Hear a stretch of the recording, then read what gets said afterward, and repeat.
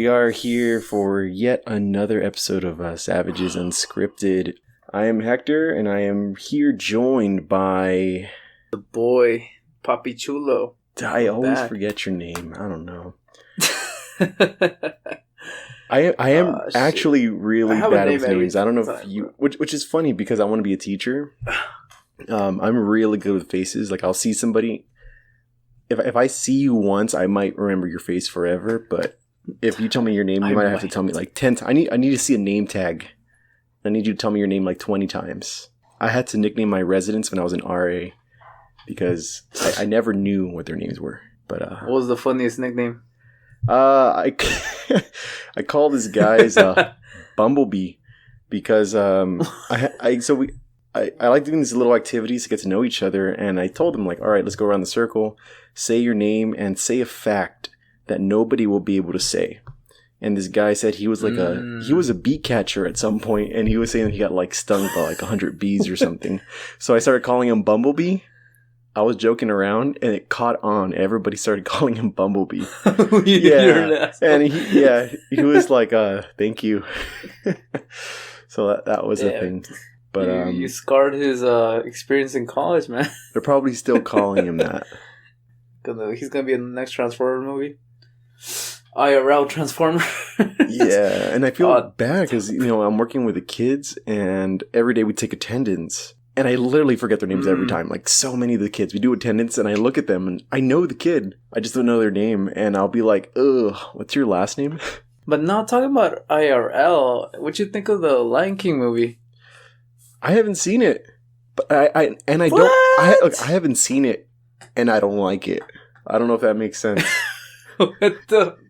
How does that? Yeah, come on, bro. You gotta always watch it and then give your own criteria. Well, duh. Like, that's how it works. I'm just saying, like, especially from what I heard. But you haven't seen it. Like, okay, like, I've been hearing some reviews on it. I'm staying away from spoilers, but there isn't much to spoil because it's a live action remake. But from what I've heard, people don't enjoy it, and the things they don't like are things I predicted. But you actually watched it, so you should talk about it. Ah, fudge. Well, I heard you loved it. I would say I watched it. 30 minutes in, I fell asleep. Ooh. Woke up 10 minutes later. I was trying to keep my head up. Took a little 5-minute nap, and then just watched when the last scene when they start fighting each other. So I basically lost out on most of the movie. Okay, to be clear though, I was tired during that time, but still, like, the movie, I felt like that there was higher expectations here because I honestly didn't know what to think about it. I wanted to keep an open mind on it. I was like, it's gonna be the same movie, literally the same movie, but it's gonna be a real life action. So I was like, okay, let me see if I could get wowed by this rather than just automatically criticize it. But at the end of the day, just ended up falling asleep and being disappointed. The thing about these remakes is really the best way to judge it is does it do right by the original, right? Like, this is the easiest way to judge it.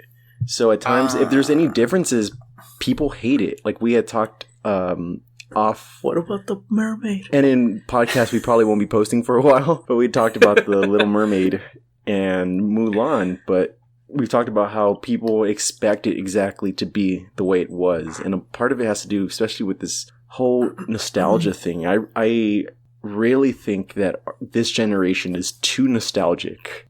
I've seen all these posts. Keep going. You see all these posts, today's kids won't know, or back in our day, or back when cartoons were better. And, like, I like this whole meme culture, but I think we really over-romanticize our childhoods. And there's just a bunch of nostalgia. And because of that, I think people really overvalue these live-action remakes. When they announced The Lion King, everyone was hyped about it immediately because everyone was like, oh, The Lion King, that was my childhood. Immediately it's going to be better. But it seems like it wasn't as good as people thought it was going to be. But how did it catch up to so much hype, though? Because I remember when I was little, I loved The Lion King. It was a great movie. But there was also other great movies, like, for me, it was Dalmatians 101. It was Aladdin.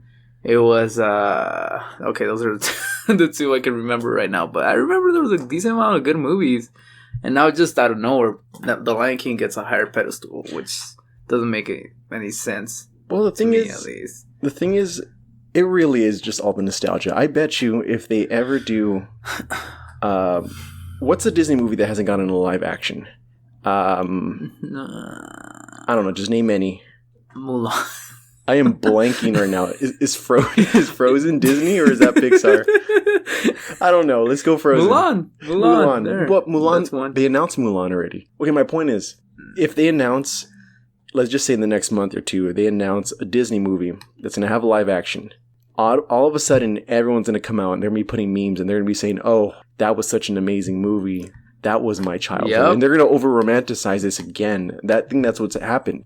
I think Dumbo didn't get much marketing because I actually didn't even know Dumbo came out until like the night I saw it. Damn. And that one was a dumpster fire. I had never fallen asleep during a movie until Dumbo came out. Dude, I got you 2 good movies that will be good real life action movies. Which ones? Bambi, okay. And, yeah, it's like me. The best one, Pinocchio. That's the one a lot of people have been wanting. That really? Would be interesting. I don't know how it would be in terms of CGI or actual, how it's going to be translated on screen. And also we got to, would you want it exactly like it? Because that was a big complaint about The Lion King. People said it was too much like the cartoon. So if it was Pinocchio, how much would you, to what extent, how much would you want it to be the same? What I'll be interested is who would be the actor. I'll play Pinocchio. Who would be picked? How to play him? Like, just Tom Holland. It'll be funny. Or just be like the IRL Squidward or something. I'm not sure where this could go. Thanks for bringing that up. Thanks for bringing that up. Did you hear the news about SpongeBob like a month or 2 or 3 ago? No. What happened? Okay, so SpongeBob is still on the air. I don't know. I don't watch cartoons now, like current cartoons. But not too long ago, it was either this summer or right before the summer, they announced that they were going to do a live action episode of SpongeBob. I promise you. And they were going to remake old classic episodes. I know one of them was probably Poop, People Order Patties, probably the striped sweater as well. But what they were planning on doing was having the actual voice actors dress up as the characters. And they were going to act this out. And they showed a clip. I don't think it's actually happened yet, but they showed a clip. And it was on Facebook about a month or 2 ago. But it was disturbing. Because the people that voice these actors, they're like these older white men. And they just... It looks weird. And then when you hear them with these voices, and they're supposed to be, flipping burgers and stuff, it's just weird. Wait, but wasn't there already an IRL SpongeBob, when they would do those skits when it would be a sponge, a starfish, and the squid? You remember those, don't you? Yeah, I remember those, but this is like IRL, like, squared. Because this is going to be the actors actually coming out. But what's funny is... they're definitely doing that to get again, nostalgia. They want those older audiences to come back. Because the kids that like SpongeBob right now, if there are any, they don't care about that. They don't care about the voice actors. But I think a lot of us would be like, oh, okay, they're recreating old episodes and they're going to actually bring the actors. That's different. That's interesting. All right. So who your target audience is. Man, why don't... Like, it feels, at least for Disney's side... It's just nowadays they don't take much risks when it comes to creative movies. I want more creative content. I could be wrong. That's one thing I definitely want. I want more creative content. I actually don't really care about these live actions. Maybe if they did one a year. Because this year they released Dumbo, they released Aladdin, and then The Lion King. Like, in half a year they did all those 3 movies. And at this point they're just... Yeah. And I was also going to add that they're also going to make that witch movie. I forgot what that... You don't remember that one? Like freaking Medusa or something? I don't remember that one. But you brought it up to me too. But there's that movie as well. So they just keep remaking all these movies. They're just eventually going to run out and have to do something about it. Yeah. Are they going to make a remake of the remake? I had a conversation recently with a friend of mine. I have this friend, he's real into film. And we're talking about how just everyone focuses on the Marvel movies, there's a point to it. But we're talking about how there's no original content right now in cinema. There is, but there's very little. There's a lot of remakes, a lot of live actions, a lot of part 2s, and the rest is just Star Wars and Marvel. And of course DC. Well, comic book movies. But that's really all it is. Like, how often do you see something that isn't that? It's just... and the Fast and the Furious movies, of course. Those are trash. Those are trash. Hey, I actually recently saw Hobbs and Shaw. Don't you say that's a good movie. That was a decent movie. Okay, first of all, I didn't watch Fast and Furious after the Brazil one. So that was, I think, the third one. And there were 7 or 8 in total. So at least I had a good amount of time between watching these type of movies where I was able to enjoy it and not see the repetitive, same cycle going on, action. They gotta steal something. They befriend the bad guys. Because that's what they did. They befriended the FBI agent that was Dwayne Johnson. He was first hunting them down. Now he became friends with them. And then they had a killer after them. I forgot. That's Hobbs, I think. Don't quote me on that, but that's Hobbs. And then they try to kill each other. And then they work with each other in this movie. So it's the same repetitive process. But overall, at least entertainment-wise, it was fine. It was good. It was fine. Have you seen them all? Like the Fast and the Furious movies? No.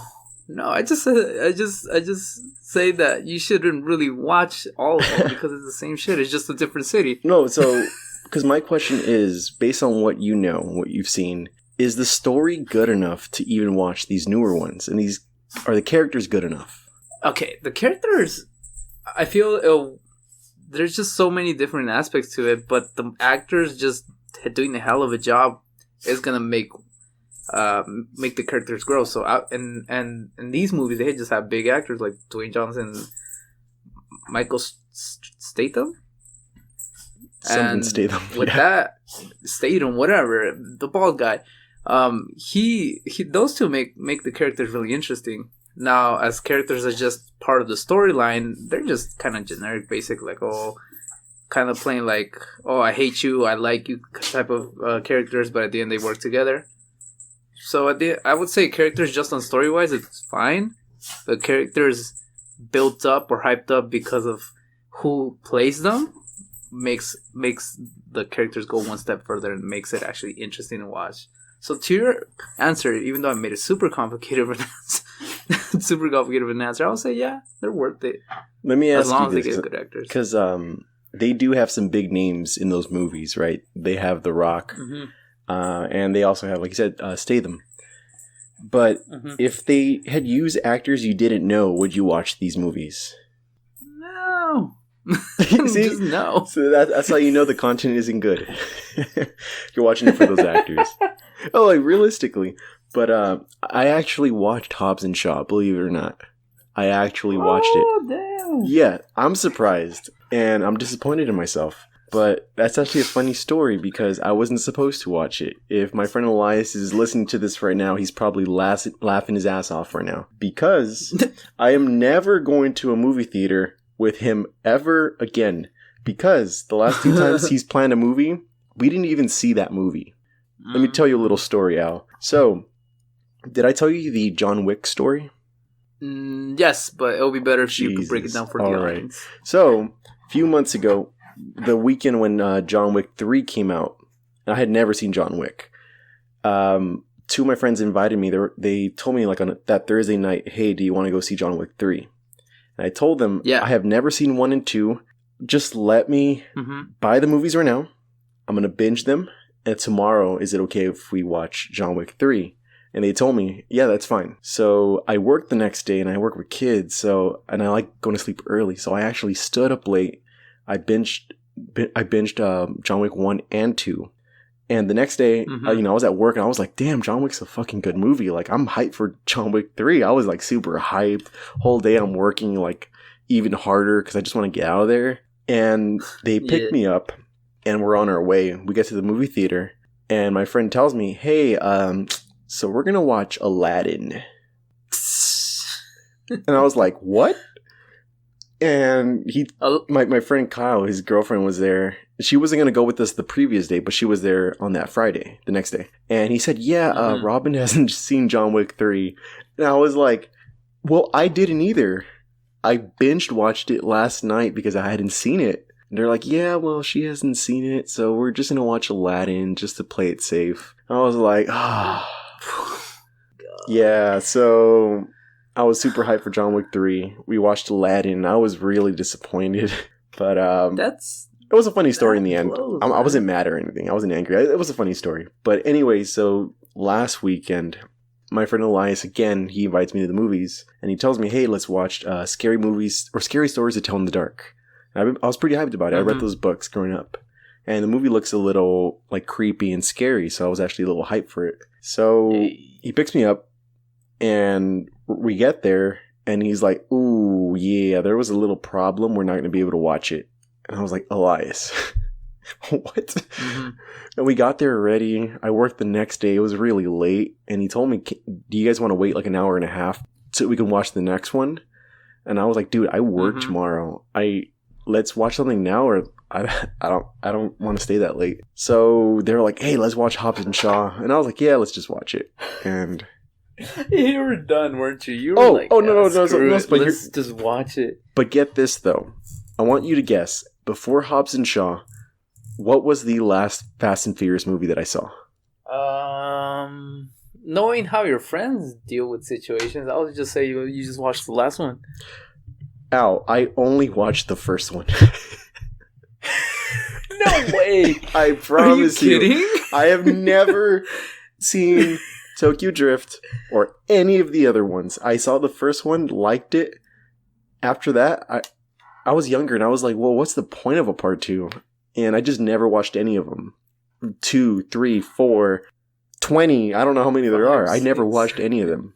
So we watched Hobbs and Shaw, and I was like, I don't know who these characters are.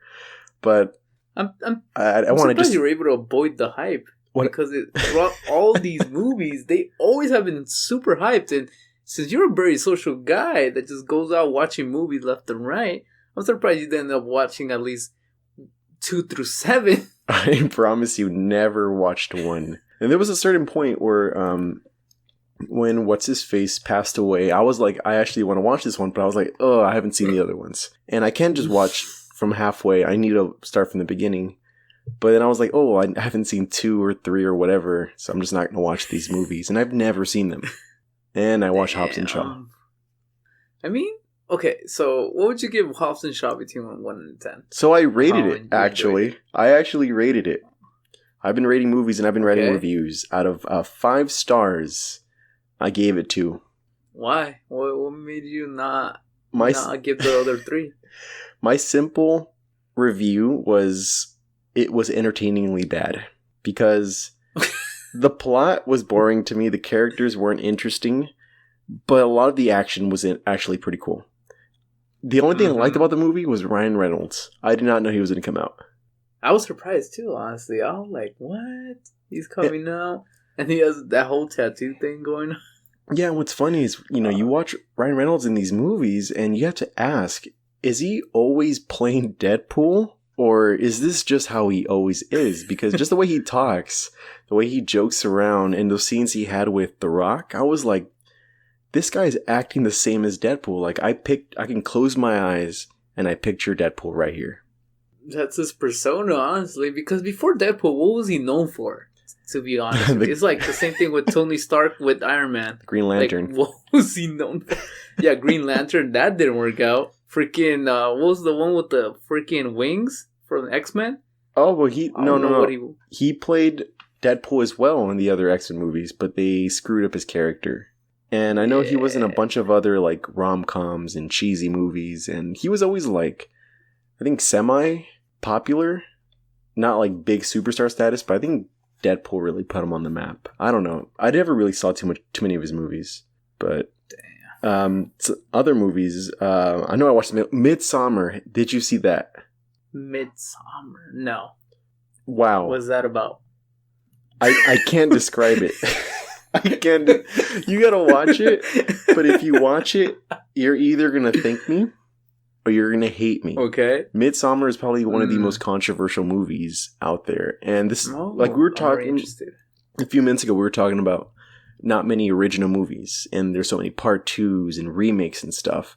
This is actually an original movie, and this is by a studio that's been producing like smaller films, but the quality they put into it is like amazing. So this is Midsommar, and this lady essentially just goes through this huge tragedy, and I saw it like a month or two ago, so my memory's a little off, but her boyfriend's going on a trip, and that relationship isn't even all that great either. And I know he's going for his doctorate. I believe he's writing his dissertation. It's like an anthropological thing where he's focusing on other peoples. It's it's like not winter solstice. I believe that's what they call it. Summer solstice. One of the solstices. Mm-hmm. So they go to this other country and they're seeing these people that are like very isolated, and they're having this big pagan festival, and it's just really disturbing. I wouldn't call it a horror film. I'd call it more of a social experiment. Because what's funny is they're researching these people, and they're on this social experiment, but also the movie itself is a bit of a social experiment. You're watching all these really disturbing scenes. The movie is very slow. One thing that I really loved was... so here's the thing. When you watch a horror film, all the scenes are dark. You see a lot of black, a lot of dark music, eerie music, right? There isn't many scenes with like bright lights and stuff. And because of that, the reason for that is they want you to feel uncomfortable. They don't want you to really see what's going on. But Midsommar's the opposite. The lights are bright. It's complete daylight the whole time. There is no nighttime at all. So you're seeing these bright colors, and everyone's dressed nicely in these like beautiful dresses, and there's a bunch of flowers. Like if you see this at a glance, you're like, wow, this looks nice. This looks peaceful and comfortable. But then the music they put on it is just so eerie. It makes you uncomfortable. There was one scene that I loved. It is not a spoiler for those that haven't seen it, but I mean, it came out like 2 months ago. You should have seen it. But they're driving in this car on the road, and the camera view literally shifts upside down. There's like, I don't think there was any music playing or anything. And you're just seeing the scene upside down, and they're just driving on this highway. That's it. And for some reason, that made me feel so uncomfortable. But the movie itself, again, I'm telling you, and I promise you, you're going to hate me for telling you to watch it, or you're going to thank me. I was reading that just too many people could not stomach it. There's some really disturbing scenes. And a lot of people left the theater.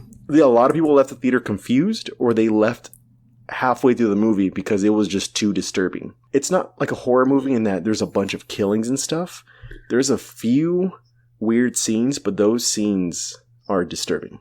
Yeah. Do you want to know another movie that's good that Ryan Reynolds performed in before? Which one? It's called The Hitler's Bodyguard. I don't know if you've seen that movie. Came out like a couple months ago. I have not heard of that one. It's with Samuel L. Jackson and him. Wait, they what was made the name again? Really good combo. The Hitman's Bodyguard. Oh, I thought you said Hitler's Bodyguard. I think you said Hitler's Bodyguard. Pretty sure. No, I didn't. No, I didn't. I was like, yeah, he needs a few of those. Hitler's Bodyguard. No. Oh my God. Hey, that's a good movie. There's a name for those. They were called Nazis. Nazi. No. Hitman's Bodyguard. Hey, but now that we're talking about violence, I know you want to bring up a topic about video games and something that's been going on recently. Yeah, all right. So let me just stretch right now. Stretch the muscles. So, something that's been on the news lately, everyone knows at this point, is truly unfortunate, but there's just so many shootings and just so much violence going on right now. And I think one of the shootings happened when you and I were on Xbox. I remember that recently. Where we got the notification about the shooting. Not the El Paso one, the other one. But the big thing, and of course, this happens every time, where, one party says, let's focus on regulation. We need more laws. We need more rules. We just need to make it harder for just anybody to get guns. But then, of course, there's another party that will completely deflect that and say that's not what the issue is. And the one thing that's being brought up as a scapegoat that I truly don't believe, but I want to hear your thoughts on this as well, especially because you and me are gamers, but they're blaming video games on inciting and on inspiring violence. So basically they're saying, hey, guns aren't to blame. It's the violent video games that kids play and that people play that make them want to shoot down schools and malls and stuff. So what I want to know is, how long have you been gaming? And specifically violent, shooting video games, and what are your thoughts on that? All right, so I've been gaming since I was 7, so that's a cool 10 plus years there. And for the most part, I'm just not surprised, man. You constantly hear this all the time. I know we heard this before.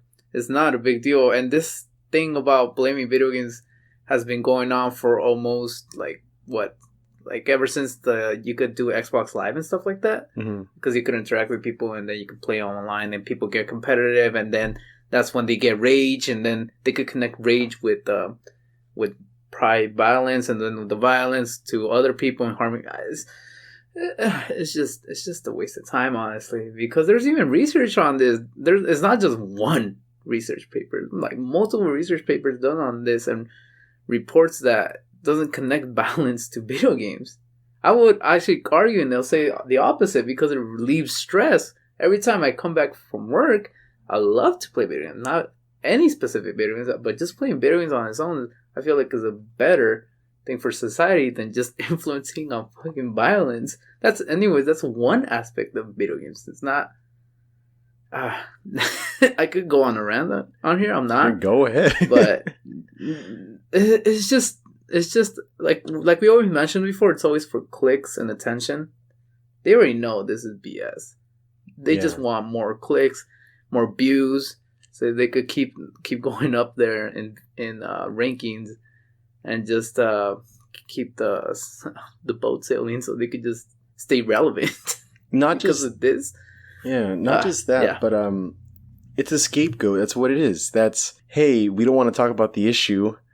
Let's say this is the issue, video games. And I was listening to a podcast just yesterday. I forgot who it was. But this guy, he was like in his late 20s, early 30s maybe. And he was saying that when the media starts blaming video games, those older generations, our grandparents or older parents, the ones that don't play video games, they don't understand it. So they're going to eat this up.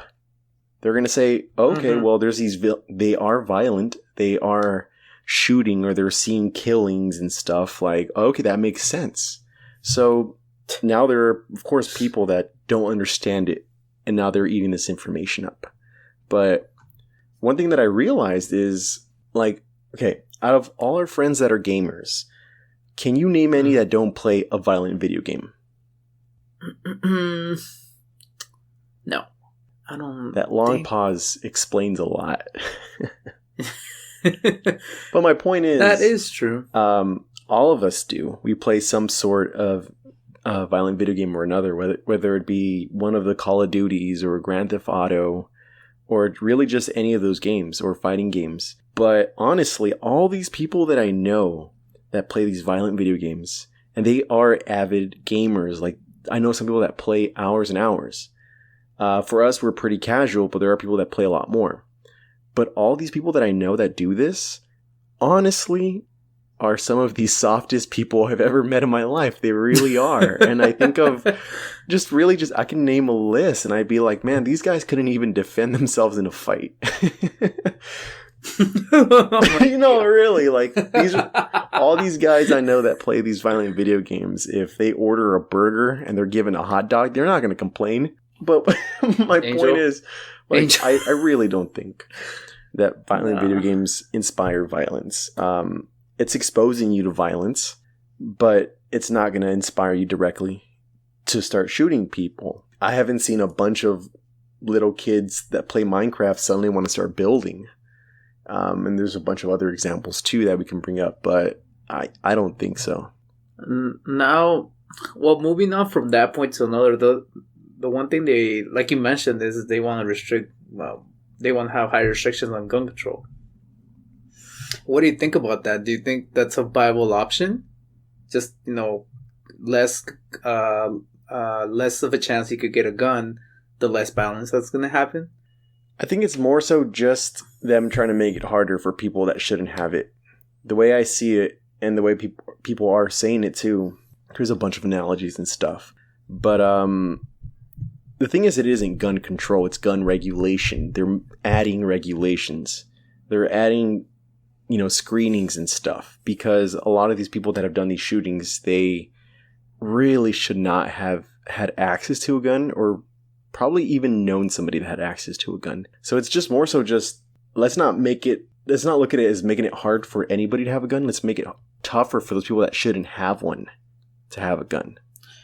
But sorry to interrupt, but go ahead, what I was surprised was, I was actually talking to my friend. He's trying to be a cop, and he has a couple pistols, and he takes it to a shooting range, just to aim practice and stuff like that. But he's really into wanting to be a cop, and he's really passionate about gun regulations and stuff like that, because he feels like people should have the chance to protect themselves outside of just, relying on somebody else. And I previously thought, I didn't do my research, I'm going to be honest, but I previously assumed that there was a psychological test in order for you to get a gun. But then he cleared it up for me, and he just said, no, you just need your, it used to be just your license, but now you need your license and your birth certificate, and that's it. And I'm like, are you kidding me? Oh, wow. You just gotta prove you're American. American. You eat burgers. America.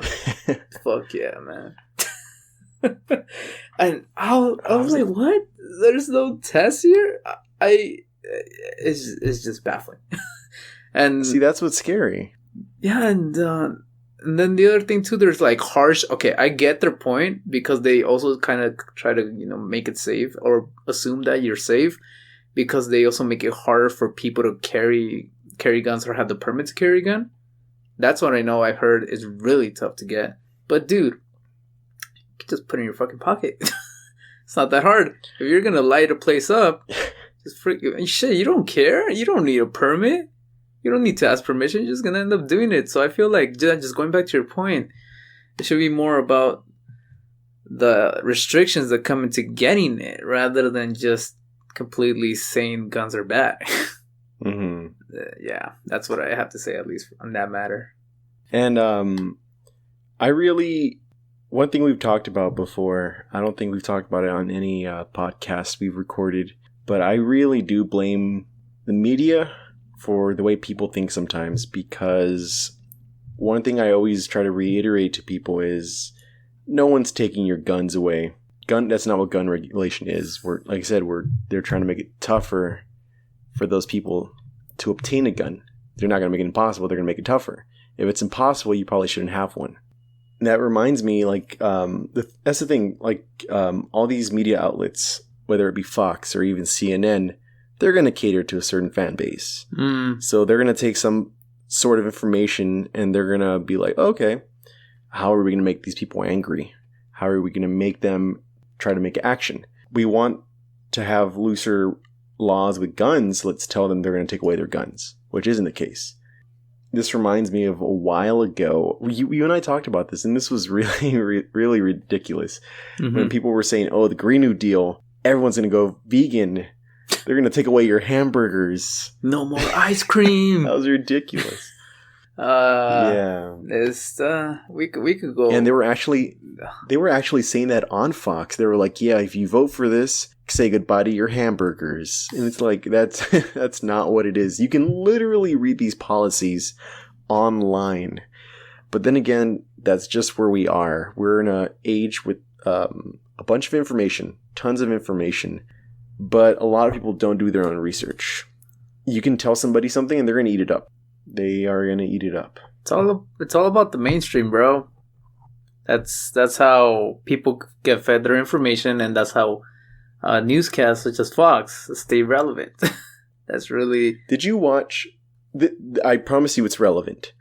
Did you watch Spider-Man Far From Home? Yeah, I did. Oh no, I thought I went with you. Never mind. But yeah, I did watch it. Yeah, that reminds me of Mysterio. And at the very end, I mean, this shouldn't be a spoiler. It's been out for a while, but just in case you haven't seen it, spoiler. Okay, they should have turned off the podcast by now. So, you know, one of Mysterio's last lines right before he dies is, "People will believe anything you tell them," or something like that. And at the very end, you know, we saw what happens in the post-credit scene when he leaks that video and he's basically framing Spider-Man. And that just really just reminds me of this. And that is a scary truth, what he said. People will eat up whatever you give them. They'll believe whatever you tell them. And that's what we see with media. And that's why I am not a fan of the way Facebook and the news generates through Facebook.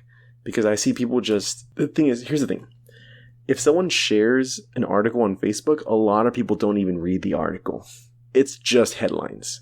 And a lot of times headlines are very misleading. Mm-hmm. So I see people on my own friends list share something and they think it means one thing and they get angry and they share it and they're like, oh, fuck these people and screw these people. How can they be doing this? And they're spreading this misinformation and they're just making it worse. And I'm like, oh my gosh, read the link or do some sort of research. You have Google on your phone. I know you have a smartphone. You'd rather pay that than your damn rent. I know you would.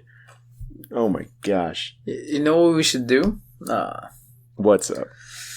We should start a newscast and just focus on sending the links or making sure the links send you to funny videos, but make sure that the caption says something really eye-catching, like all these headlines do.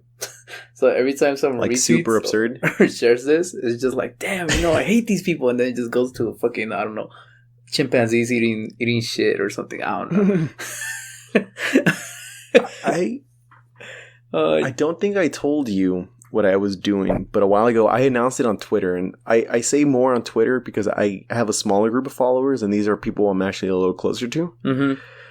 And one day, because someone shared a headline, and it was super misleading, and they got angry about it, and this made me think, I want to spread articles and just to see how people react. And I did this once, and you believed it actually for a second. So what I started doing was I was sharing crazy articles that could have been believable from The Onion. And for those that don't know, The Onion is a satirical website where they spread it looks like news articles, but they're not real. And it's supposed to be funny. It's not supposed to tell lies. It's not Fox. But this is supposed to be kind of really just making fun of those people that could believe it. And I remember I look for those articles that aren't too crazy, but they could be believable. And if they were believable, they're a little concerning. And so I shared a few of these. I do it like once every other week. And I remember people were freaking out and they were getting mad. And they're like, are you serious? How could this be happening? Oh, I'm so angry. Screw liberals or whatever. I don't even remember what I posted. That's probably what they said. But you know they didn't read the article. Because if you click on that link, you're going to The Onion and it'll say it's a satirical website. And that was my point of that little experiment, which I'm still doing every now and then. For those people that do comment and they get mad, I'll personally message them and tell them, hey, chill out. Like, this is satire. This isn't real. But it's very worrisome that people will read something and automatically believe it. And it's super ironic because we have the internet at our fingertips. We don't have to wait to go to a computer now. We can just check our phone. We can go to Google and fact check. But how many people would really do that? None. Well, not none. This is a decent amount. This is the part of the podcast where people it's like off. Dora the Explorer. We're gonna break the fourth wall. Hey everybody, raise your hand if you fact check. Clap once if you've done it. Clap twice if you haven't. Leave a like if you Yeah. Oh my god. It's interesting just how we used to have to go to not us at least, but previous generation had to go through a library They had to find out their people to do stuff, and they would do more research if they wanted to. Yeah. But it makes me also question. It took more work. But isn't this possible still? Like, that happened in the past too, you know? Like, people could just rely on, rather than on other people's dumb shit, they could have relied on just newscasts, such as Fox and these other ones. Couldn't it just be the same thing in just a different platform? Yeah, I'm sure that's always happened.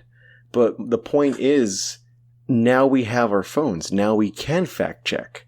Now we don't have to wait for the news, or we don't have to go to the library, or we don't have to go to a damn historian or whatever. Now you hear something that's a little weird, you can just check it. Like, it's so much easier now than ever before. So I've taken journalism classes, and I know that all these media sources are biased. It's framing where they show a certain point of view, and that's normal. But there are some that tend to spread misinformation. There's a difference between misinformation and being biased. When you're being biased, you're just showing a certain point of view. Okay. Misinformation is when there isn't facts, you know? That's what misinformation is. I forgot where I was going with this. Oh my god, I just blanked out. Take a couple seconds. It is way too late. It's way too early. Oh boy, I'm definitely going to edit this part out. Yeah, but that's my point. People can just fact check anything, but they don't. I mean, is the world progressing enough to the point that you'll even want to do it anymore? Sounds like a depressing way of answering it, but at times you just see so much it is. Dumb shit. At least in my perspective, and when I see something like that, I'm like, just like, I'm not surprised, honestly. But also, a big part of it is people. If they hear something they want to hear, they're not going to challenge it. So, you know... that's true. Like Fox. We've talked about Fox a lot before. And I have no problems with Republicans. I have friends that are Republicans. I don't hate them. It's Fox that I don't like because of the way they frame their information and their news. Mm-hmm. That's just my personal opinion. I'm sure if someone listens to it, and if that's actually their beliefs and they're hearing this... It's like if someone tells you what you want to hear, you're not going to question it. It's like, they agree with me. Great. If they say something you don't want to hear, that's when they're going to fact check. If one day Fox says something that they don't like, they're going to finally pull out Google. It's going to be all dusty and shit. And they're going to be like, oh, you know, what's going on in the news? They're going to look up BBC or whatever. Or they're going to finally check CNN. But that's what it is. Too many people, they hear what they want to hear. And I think that's why they don't fact check. Because they're like, hey, this person agrees with me. All right, good. And I'm while you were just mentioning all this, I just thought back when, you know, because this type of dramatic presentation of news has been here for a while. It's not a new thing. It's just, I feel like it's blown over proportion. But now that we previously were talking about video games, I just remembered a video I saw where they were talking about how PSPs and Nintendo DSs, you know, the handheld portable devices, and when they were actually becoming a thing, they were saying how, you know, your kid has now a touch of a button to watch porn, and and they're like, oh my god, this is crazy, blah blah blah, and they have moms freaking out. And you could just make a pretty obvious assumption or thought about this, you know. You're like, they could just go on the computer. It just seems like just the delivery and presentations can make such a huge difference in just on how much risk is involved. Like cheeseburgers, ice cream, and I don't know what else, but it's just interesting how, you know, when it comes to interest and being proven right, like you mentioned, that's when people start paying attention. But when it comes to just seeing fair point of views or actually being willing to listen to the other perspective or the other side, isn't talked about it anymore as much. Yeah, and that's just how we are in our nature, I think, because I think that's something that we can all say we've experienced, where we're going through a tough time or something and someone's giving us advice, but if it's advice that we don't want to hear or we don't agree with, you automatically shut it off. Even if it's right, you don't agree with it. In those moments, I think when you're very emotional, you're just very stubborn. I don't think I always tell people when you're going through this like a really, really tough time emotionally, you should not make a big decision because you're just incredibly stubborn at that moment. You're not thinking straight. And it's the same thing with those people. And I know that's happened to me before where someone's given me, I'm sure in retrospect, it was great advice. It really was. Mm-hmm. But at that moment, I'm like, nah, that's not what I want to hear. It's like if, after a breakup and someone tells you, you're going to find somebody else. There's tons of other fish in the sea. Like, yeah, it is true. There is a lot of other people. We can all attest for that. There is tons of other people out there. But at that moment, you're probably only thinking of that one person. So you're automatically saying, okay, this person's giving me advice, but I don't care. And that's how it is with all these other people, with all the media. If they hear something they don't want to hear, they're not going to listen. Or maybe that's when they're going to fact check. Or just, if it's something that they want to hear, yeah, okay. Damn, bro. There's a lot of things going on around. It's just going to take time to just... Honestly, feel like people just gonna have to eventually come to their own assumptions and thoughts of what they perceive the world going on. Because, like I mentioned before, it could just be that the world's just too fucked up to think to care anymore, or you're just not surprised at times. Yeah, and my main concern, because I was talking to a friend about this, because I have a few friends and we're pretty big gamers. And I know this guy's a bigger gamer than I am. And I was telling him my big issue with them blaming video games on violence is where does it go from here? Are they going to blame violent movies for violence? Are they going to blame violent or obscene music on violence? There's going to come to a certain point where they're going to try to bring on so much censorship. Like, hey, you can't listen to this, you can't watch this, you can't play this. But don't worry, it's because we don't want you to be violent. And we've seen this in a lot of books and movies where there's those types of governments where they censor and they do so much censorship and they tell you, hey, it's because you don't need that. It's bad for you. So my point is, I think this is just a stepping stone. I think it really just is a scapegoat. They don't want to focus on other stuff. They want to focus on video games. But from here, what's going to be blamed next? Because... there was an article I was reading. I don't know if you heard about this, but at Target, they received a memo and they were going to completely strip any promotions for violent video games, Call of Duty and stuff like that. They were no longer going to promote any of that. And if I'm correct, I might be wrong. They were going to completely take off those violent video games from the shelves. This is some other Walmart in another state. But they were going to keep the guns. So whatever hunting rifles or whatever they sold at Walmart, they're keeping that. The actual tools that are used for these killings, they're keeping that. But don't worry, the video games aren't there anymore. If we went to this sort of assumption and just pure action against violent games, shouldn't Fortnite already be being closed down? Because I would be more than happy to see that. That sounds like an asshole, but it's talking about video games and like stuff like this, just it's all creativity, honestly. But I feel like the one thing the world lacks, it's philosophy, bro. I don't want to get too into it, but I remember taking these philosophy classes, and it just makes you rationalize things rather than just think emotionally. I forget these words that they use in order to differentiate between thinking with feelings and emotions and actually thinking rationally. But I just feel in general, like I was actually going to mention earlier on, like Socrates, he would be open-minded and would talk to people and then give his point of view. And if the people, for most part, which they didn't have a counter to, or the counters were already shut down, it's because he was thinking so rationally. You couldn't say much against it.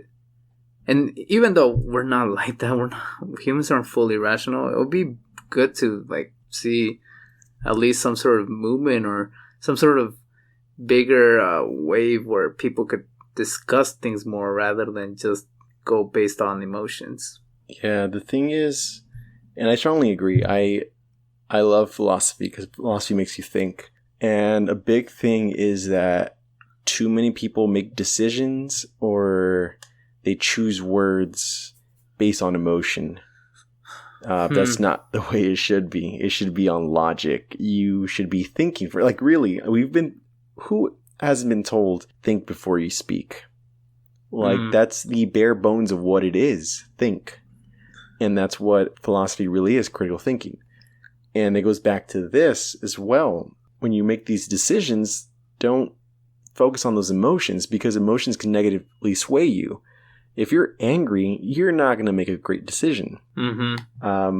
But you got to think logically. You got to think, how is this, the consequences? How is this going to affect me? How is this going to affect other people? That's what you got to do. You got to use logic. People don't do that. It's just, well, let me satisfy my bloodlust or my anger or my loneliness. That's what people focus on. Those are things you should work on personally. But if this decision's going to affect other people, you should be thinking logically. I feel like it was Socrates. Either Socrates or Plato said, one of his rules that they always recommend: think more. Don't. If you make a decision, don't go on impulse. Especially when you feel like you're socially pressured. I feel like this happens a lot when it comes to drinking and stuff like that. This is like a not a similar, but a sample example that people or listeners could relate to. But it could be as simple as that. Don't care what society might think or what you're told, but think first for yourself and then try to make an assumption or take into account these things. But yeah, it's just great. But before we wrap this up, Hector, was there anything else you'd like to comment on? Not comment on, but a big announcement. Well, at this point, everybody knows. Something really big, and while my mind's on it right now. But as of now, we are officially on Spotify. We are officially on a whole bunch of other stuff. Apple Podcasts, or the Apple Music's coming soon. The Google Podcast, there's a little bit of a complication. We're still waiting on that. But basically, we're on Spotify, we're on YouTube, and now we've got more ideas. We know what we're doing more. And we officially basically just revealed this to all our friends and our social media. So that's something good. And the one thing I was going to bring up was we have our own email for this as well, and an Instagram. So do you want to go into that? Yeah, if you guys would like to get more of our attention, but nah. If you guys would like to interact with us more, which we would love to hear from you guys on any topic, suggestions, comments, anything we're open to, just reach out to us at our email, ambiguoussavages. No, that's my gamer I'm just kidding. I'm just kidding. savages.unscripted at gmail.com. You're gonna have everybody add me on Xbox. But if you want to give us more ideas or just message us personally, that would be a great way of doing things. And if you just want to follow us on daily things and again interact with us on small things we'll do, such as questionnaires or thoughts or any ideas you'll also like to let people know, not just to us but to most of our followers and the community we're trying to grow, we should try to start following us in our Instagram, which is savages.unscripted. And we should be going from there. Yep. We're going places. I think the hardest part was just the planning, the starting, and just the making it official, like the foundation. Because I don't know if I told you, but as soon as we released that YouTube episode, I felt a little better. But once we officially went Spotify, and once we officially told everybody, I was like, all right, from here, now we're just cruising, and of course, eventually adding more ideas and stuff. But I feel so much better now. Dude, we're making it real big time. We're not just all talk.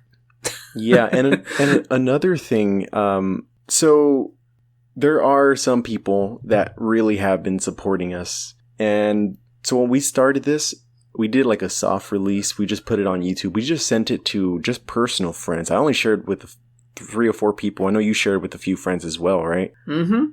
Yeah, and we didn't tell anybody, don't do this, don't share the link or do this. People shared it on their own. So we did good on that. But those of you that supported us and gave your input, really thank you. And, we can't leave out the people that weren't a part of that, but we want this to be a community.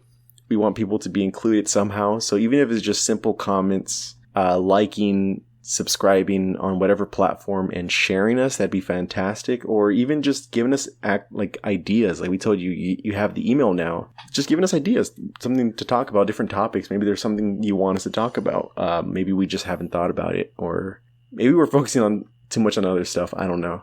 But yeah, we're just excited.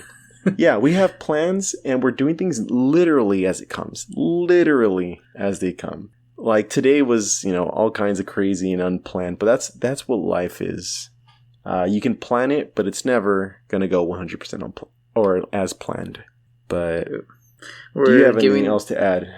I was just going to comment, we're giving our moms another chance to influence us just by emailing. My mom mentioned the podcast as she heard about it, and I was like, ooh, do I watch what I say now? I was like, nah, this is my thing. I'm not going to censor myself. This is me, Mom. Accept me as who I am. I don't believe in censorship.